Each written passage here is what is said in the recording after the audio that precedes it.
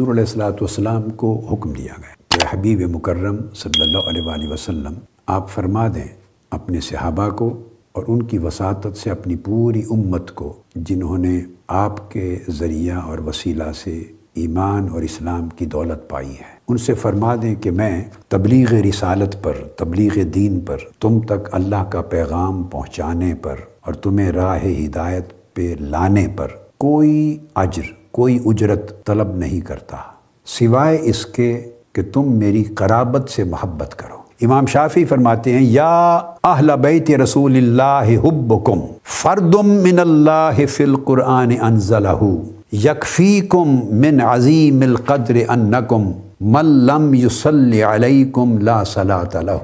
اے اہل بیت رسول، تمہاری محبت قرآن مجید کی طرف سے اور قرآن مجید میں نازل کی گئی آیہ کریمہ کے ذریعے ہم پر فرض کر دی گئی ہے کہ محبت اہل بیت فرض کر دی گئی ہے۔ اہل بیت کی عظمت میں اور ان کی شان میں بہت سی آیات ہیں، مگر ان کی محبت کا فرض ہونا ہم پر اس آیت کریمہ سے ثابت ہوتا ہے۔ قُلْ لَا أَسْأَلُكُمْ عَلَيْهِ أَجْرًا إِلَّا الْمَوَدَّةَ فِي الْقُرْبَى۔ حضور کی قرابت اور حضور کی اہل بیت کی مودت اور محبت یہ فرض کر دی گئی ہے قرآن مجید۔ تو امام شافعی فرماتے ہیں کہ آپ کی محبت قرآن نے ہم پہ فرض کر دی ہے، اور پھر یہ اتنی عظیم قدر و منزلت اللہ نے جو آپ کو عطا کی، اس سے بڑی دلیل اور کیا ہو سکتی ہے کہ جو شخص نماز میں تم پر درود نہ پڑھے اس کی نماز نہیں ہوتی۔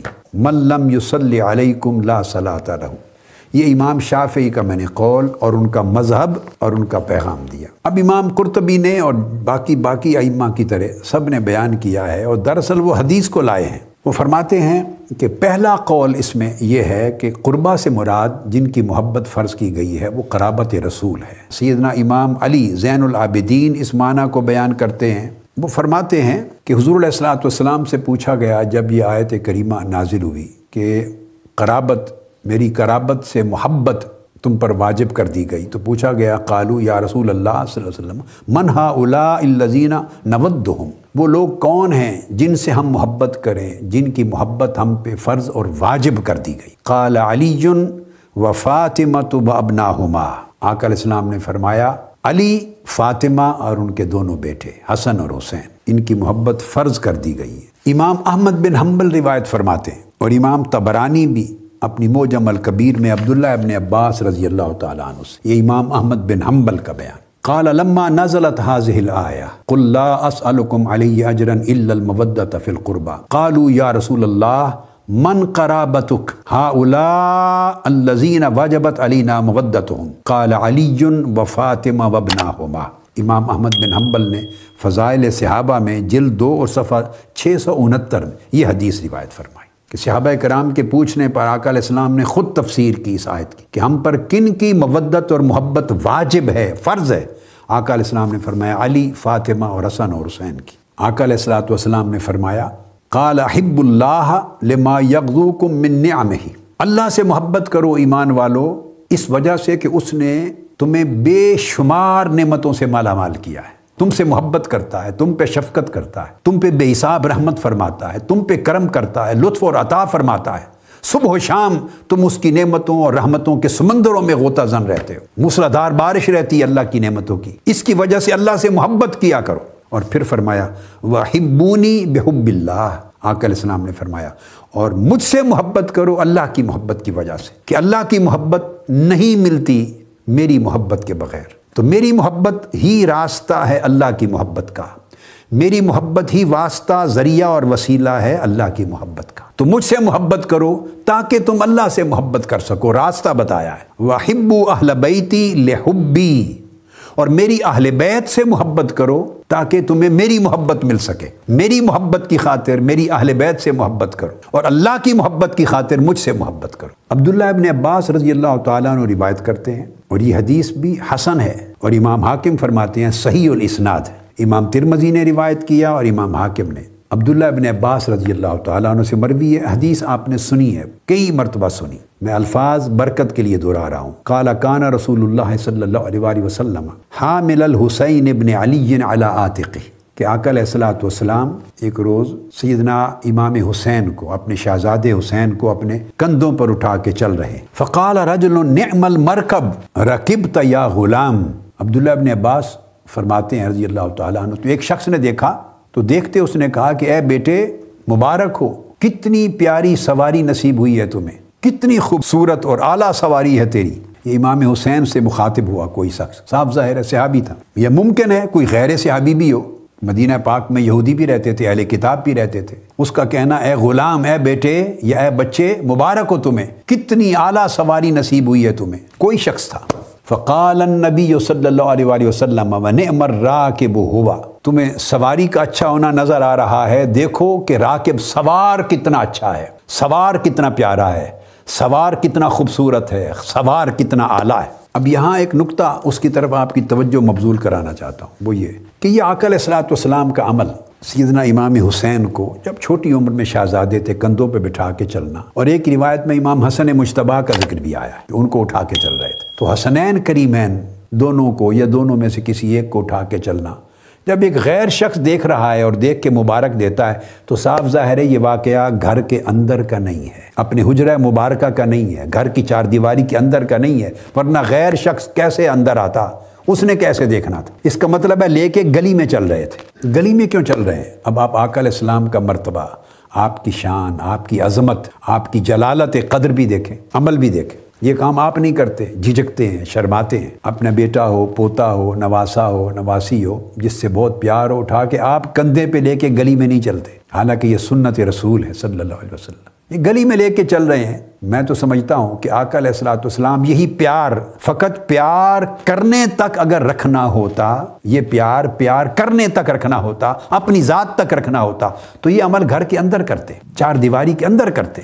اندر کی بات تھی، پرائیویسی میں کرتے. کندھوں پر بٹھا کر گلی میں چل رہے ہیں. اس میں مجھے تو کوئی شک نہیں ہے اس بات میں کہ آقا علیہ السلام ان سے پیار کرنے کا یہ جو طرز عمل ہے، وتیرہ ہے، یہ جو ادا ہے، یہ امت کو کمیونیکیٹ کر رہے ہیں. اپنی ادا امت کو بتا رہے ہیں، امت کو آگاہ فرما رہے ہیں. دیکھو یہ ہے میرے پیار کا عالم حسین کے ساتھ، یہ ہے میری محبت کا عالم حسین اور حسن کے ساتھ، یہ ہے میرا انداز ان سے محبت کرنے کا. پھر دوسری حدیث آقا علیہ الصلوۃ والسلام کی جس میں حضرت یعلا العامری روایت کرتے ہیں. وہ کہتے ہیں کہ ہم رسول پاک صلی اللہ علیہ وسلم کے ساتھ ایک دعوت پر گئے. اب یہ حدیث بھی میں اس لیے چن رہا ہوں کہ یہ واقعہ جو آ رہا ہے یہ آقا علیہ الصلوۃ والسلام نے گھر کی چار دیواری کے اندر صادر نہیں فرمایا. وہ کہتے ہیں کہ کسی کے ہاں دعوت تھی، ہم آقا علیہ السلام کے ساتھ گئے، باہر دعوت پر گئے. لوگ بیٹھے تھے امام القوم وحسین مع غلمان یلعب. گلی سے گزر رہے ہیں، لوگوں کے سامنے بچے کھیل رہے تھے، ان میں حسین بھی کھیل رہے تھے، سیدنا امام حسین رضی اللہ تعالیٰ عنہ. اب صاف ظاہر ہے یہ بھی کسی گلی کا واقعہ ہے، شہر کا، مدینہ پاک کے کسی گلی کوچے کا واقعہ ہے. بچوں کے ساتھ کھیل رہے ہیں. اس حدیث پاک کی نص واضح کر رہی ہے کہ گھر سے باہر دعوت کے لیے نکلے تو راستے میں یہ واقعہ پیش آیا. فاستقبل رسول اللہ صلی اللہ علیہ وسلم امام القوم. آقا علیہ السلام نے چہرہ مبارک کیا لوگوں کی طرف. عبارت پوری یوں ہے، اس طرف چہرہ مبارک کیا اور وہاں کچھ بچے کھیل رہے تھے. وَحُسَيْنٌ مَعَ غِلْمَانٍ يَلْعَبْ. شہزادے سیدنا امام حسین بچوں کے ساتھ کھیل رہے تھے. تو جب آپ نے دیکھا فَأَرَادَ رسول اللہ صلی اللہ علیہ وسلم أَن يَأْخُذَهُ. ساتھ صحابہ کرام تھے، ایک جماعت ہوگی، گروہ ہوگی، دعوت پہ جا رہے ہیں. آقا علیہ الصلوۃ والسلام ہر چیز کو نظر انداز کر کے آپ نے ارادہ کیا کہ دوڑ کے امام حسین کو پکڑیں، پیار کریں، پکڑیں. پکڑنے کے لیے بڑے قال فطافق الصبی یفر ہا ہونا مرتن وہا ہونا مرتن. آپ پکڑنے کے لیے دوڑتے، امام حسین کبھی دوڑ کے ادھر چلے جاتے، کبھی دوڑ کے ادھر چلے جاتے، آپ پھر ادھر پیچھے دوڑتے. وہ دوڑ کے ادھر بھاگ جاتے، پھر آپ ادھر جاتے، وہ ادھر بھاگ جاتے، پھر آپ ادھر پیچھے جاتے. صحابہ کرام کا پورا ایک سماع ہے، دنیا دیکھ رہی ہے. یہ بھی گھر کی چار دیواری میں، پرائیویسی میں، چھپے بندوں یہ عمل نہیں ہو رہا. اور یاد رکھ لیں آقا علیہ الصلوۃ والسلام کا کوئی عمل غیر ارادی نہیں ہے. یہ عمل غیر ارادی نہیں ہے، بغیر کسی مقصد کے نہیں ہے، بغیر کسی آبجیکٹو کے نہیں ہے. صحابہ کرام کے سامنے ہے، گلی کوچے میں ہے، شہر میں ایک واقعہ ہو رہا ہے، دنیا سامنے ہے. غیر ارادی اس طرح ہو تو آپ کیوں نہیں کر لیتے ایسا کام؟ آپ باہر نکلیں، آپ کا پوتا، آپ کا نواسا، پوتی، نواسی جس سے آپ کو پیار ہے، بچوں کے ساتھ کھیل رہا ہو، دوست احباب آپ کے ساتھ جا رہے ہیں، ان کو چھوڑ کر نظر انداز کر کے تو آپ ان کے ساتھ گلی میں کھیلنے لگ جائیں، پیچھے پیچھے دوڑیں، بھاگیں. آپ نہیں کرتے. آپ کو خیال رہتا ہے اپنے ہونے کا کہ آپ کیا ہیں، لوگ کیا کہیں گے. آپ ایک رسپیکٹیبل فگر ہیں سوسائٹی کی. آنریبل فگر ہیں، ایک سنجیدہ مزاج شخص ہیں، لوگ آپ کے بارے میں ایک امیج رکھتے ہیں، آپ تو ان چیزوں میں گھرے رہتے ہیں، ہم ان میں گھرے رہتے ہیں، ہم یہ نہیں کرتے کام۔ اس طرح کے جو کام کرنے ہوں گے اپنے بچے بچیوں سے گھر کے اندر کریں گے، باہر کوئی نہیں کرتا۔ آقا علیہ السلام کیوں کر رہے ہیں؟ میرا ایک سوال ہے، کیا معاذ اللہ غیر ارادی طور پہ ایسا فعل صادر ہو جاتا تھا؟ کبھی نماز پڑھا رہے ہیں، صحابہ کرام موجود ہیں، امام حسین آپ کے کندھوں پہ چڑھ جاتے ہیں تو سجدہ طویل کر لیتے ہیں، کبھی اٹھا کے بٹھا لیتے ہیں، چڑھا لیتے ہیں۔ کیا یہ غیر ارادی فعل ہے؟